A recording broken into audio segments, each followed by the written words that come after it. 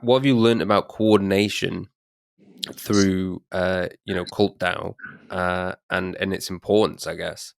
Like, how's your views of that, has that changed? Like, yeah, how have you evolved in your view of like how to coordinate with people and like kind of the battles that we face in the like decentralized world?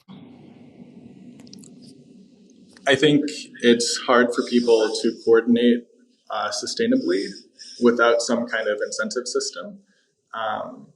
And then, for example, like at the very start of cults, it was hard to incentivize a lot of people who, were technically like part of the community, but maybe didn't, trust the developers or the founders.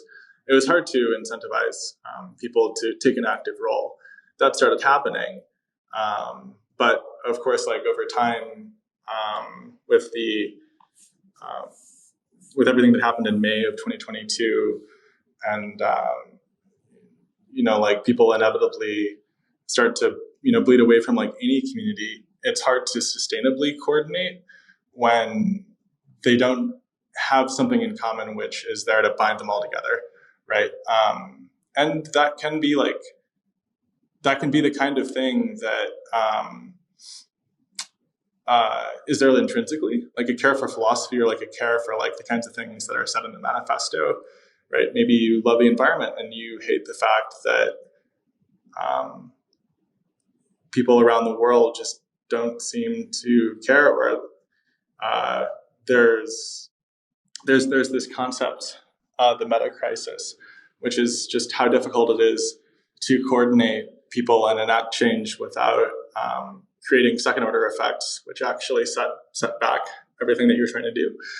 I would say that at the beginning of a decentralized community like the DAO, or like a lot of other communities out there, it's probably pretty important to initially take on responsibility and start learning things, because then you can bridge to other people outside of whatever that space is that you began in, right? So then you can start to speak their language, and you're not automatically isolated from like the other communities or like the DAOs that came before, like Metacartel DAO, Moloch DAO, Gitcoin DAO, right? Because at that point, then you can bridge the kind of epistemic gaps.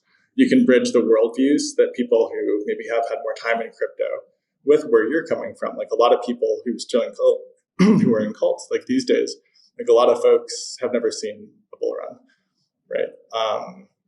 And they're in it because, in some ways, like cult was their first initiation into maybe what crypto can mean, right? So like it's this radical thing. A lot of people, saw the initial mega pump. But it's really hard when you have people speaking what can sound like very different languages, on maybe like the SolarPunk side, or, when it comes to like the really incredibly rich weaving of philosophy, history, economics, tech, and math, for, a protocol like DarkFi, right? So how do you even connect with that? And so like over time, it's always worth it to be able to bridge those gaps. But there's also like no time scale to that. Like there aren't deadlines. I'm sure as you've experienced yourself, Eve, it's really, really hard to coordinate anonymously with people when you're not in like an inherited kind of like structure that automatically says like, oh, this is what you have to do now, or all these things. Right. And in a way that's really good, because then people can do what they want because they actually want to do that, not because, the possibility of like losing a paying job is like held to their head.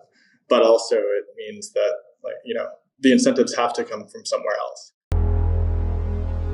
Unchecked governments have eradicated privacy and truth. Those who resist are brought down swiftly, but we refuse to submit. LunarPunks are freedom fighters, protected by encrypted shadows. The future we're building is sovereign and uncensorable. The moonlit night is coming.